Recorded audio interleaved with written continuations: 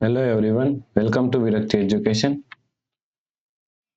So 2 divide 1, divide 2, divide 1, okay? So most people solve this question like 2 divided by 1 is equal to 2. Then again 2 divided by 1 is equal to also 2. Now 2 divided by 2 is equal to 1, okay? But this answer is not correct. This answer is completely wrong. So now let's solve this problem correctly by using a PEMDAS rule, okay?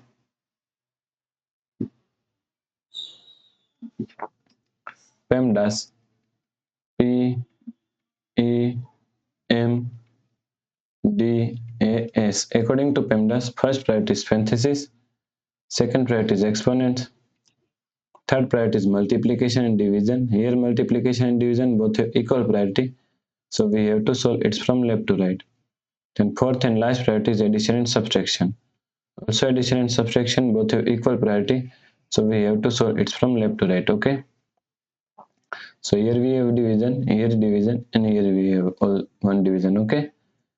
So all have equal priority, so we have to solve it from left to right. So first we have to solve this division, okay?